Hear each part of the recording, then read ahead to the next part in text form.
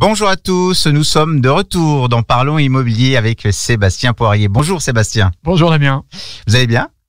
Ça va bien, il fait très chaud en ce mois de mai dans le Chablais. Comme chaque mois, c'est le moment de retrouver votre rubrique IMO. Nous allons commencer par la première question. Pouvez-vous nous faire un point sur l'état général du marché immobilier en ce moment ? Oui, alors c'est la question récurrente qu'on nous pose à nous, agents immobiliers, quel que soit l'endroit dans lequel on se trouve, comment se porte le marché immobilier ? Pour y répondre, il faut s'attacher à des indicateurs. Alors, premier indicateur psychologique, la confiance des ménages qui poursuit sa baisse, entamée en fin 2021, conséquence évidemment de la très forte hausse des perspectives d'inflation. Second indicateur, plus factuel, la remontée progressive des taux d'emprunt observés depuis le début de l'année 2022, associée au durcissement des conditions d'obtention des prêts. Troisième point, et non le moindre, c'est celui de la pénurie de biens sur le marché dans l'ancien, associé au ralentissement du nombre de programmes dans le neuf. Si l'offre baisse, la demande reste quant à elle très forte. Alors si on tient compte de tous ces éléments, ce que l'on peut imaginer aujourd'hui, c'est une baisse du nombre de transactions et un atterrissage de la hausse des prix. Une récente étude estime une hausse des prix contenus à hauteur de 2% pour 2022. Quels sont les risques pour les vendeurs et les acquéreurs de cette pénurie de biens ? Le risque principal, je dirais que c'est pour nous, agents immobiliers et par répercussion pour nos clients, c'est de céder à la panique dans un contexte un peu particulier.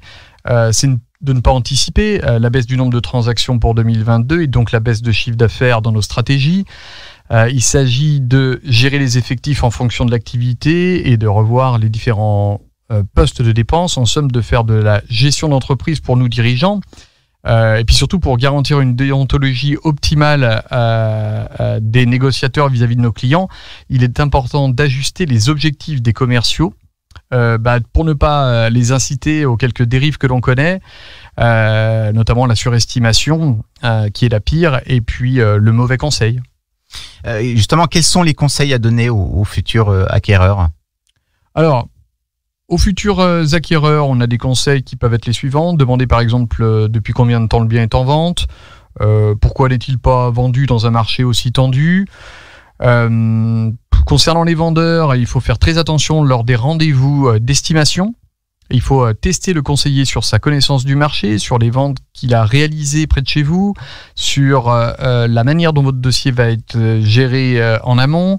Il faut vérifier la véracité des informations et puis surtout méfiez-vous des ambitieuses lapsus, des estimations très ambitieuses ou des estimations qui ont des fourchettes de prix très larges.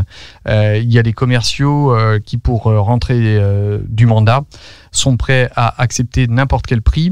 Est-ce bien vous rendre service de vous donner du plaisir sur le moment en surestimant votre bien ? J'en suis pas certain et on n'a pas vocation à faire ceci, on a plutôt vocation à vous dire la vérité.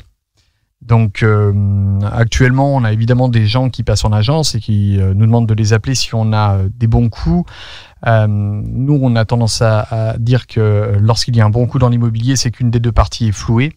Et c'est pas l'objectif et c'est pas dans nos valeurs. Moi, je préfère parler de projet de vie. Ce qu'on peut assurer à nos vendeurs comme à nos acquéreurs, c'est que une bonne vente, c'est une vente dans laquelle ils sont satisfaits sur le prix, sur les conditions.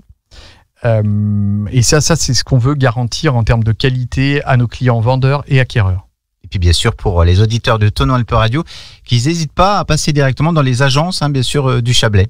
Oui, alors les agences du Chablais à Évian, à Thonon, à Sciez, à Bonzan-Chablais, à Douvaine, à Végy.